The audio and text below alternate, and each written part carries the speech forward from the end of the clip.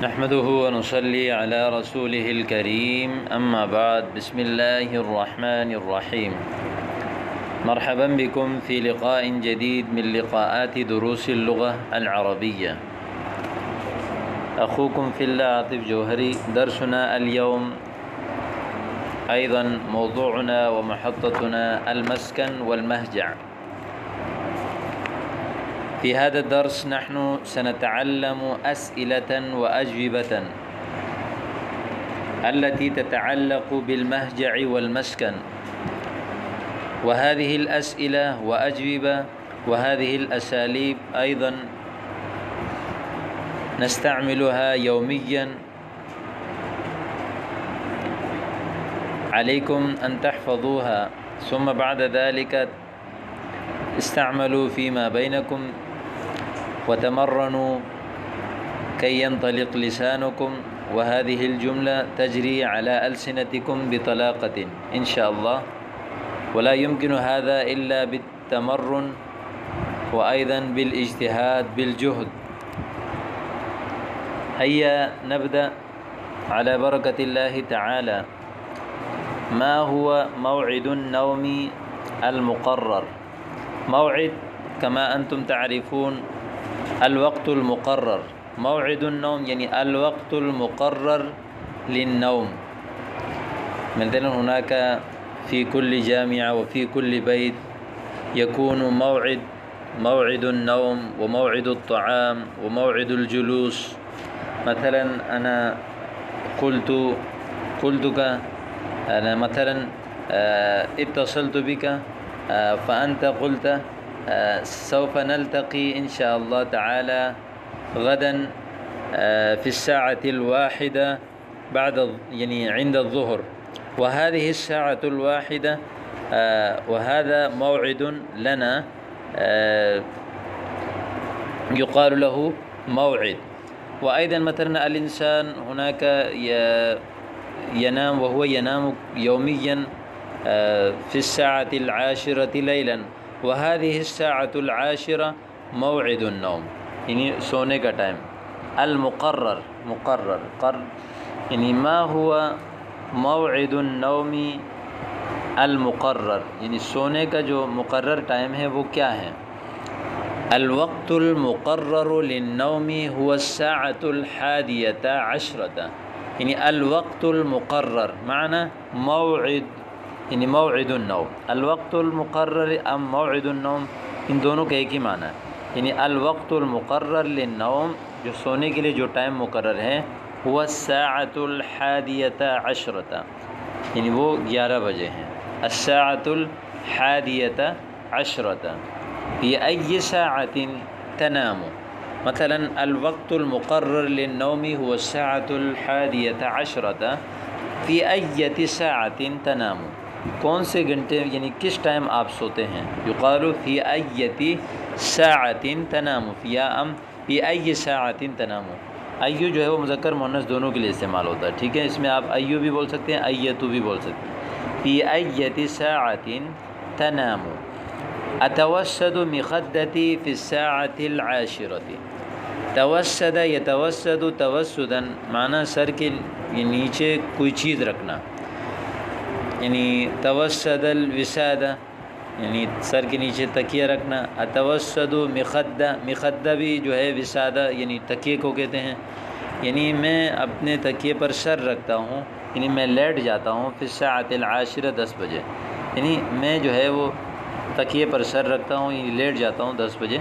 اتوسد مخدتی فی الساعۃ 10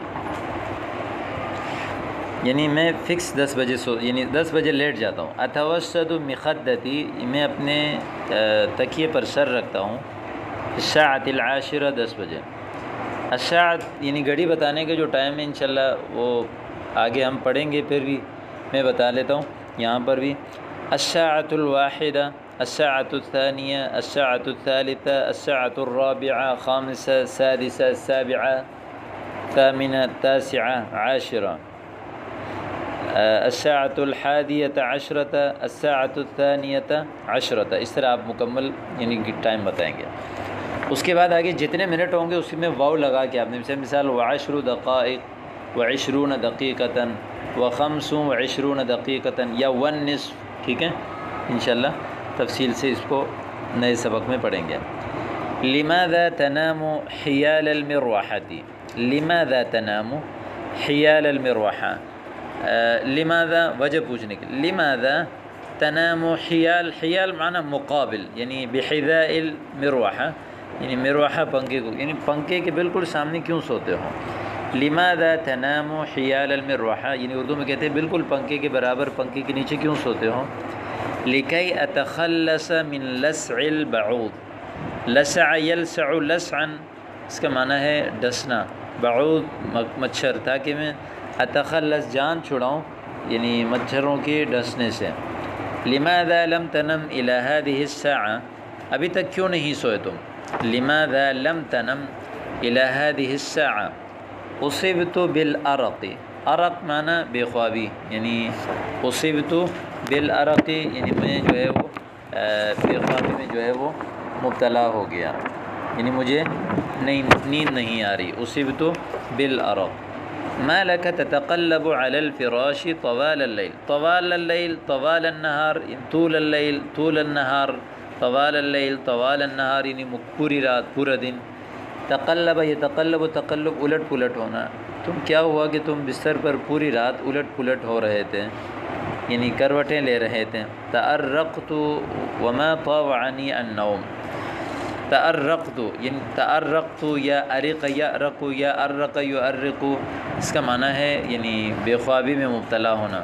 وما طاوعني النوم، اور نیند جو ہے وہ مجھے نہیں آئی۔ وما طاوعني النوم۔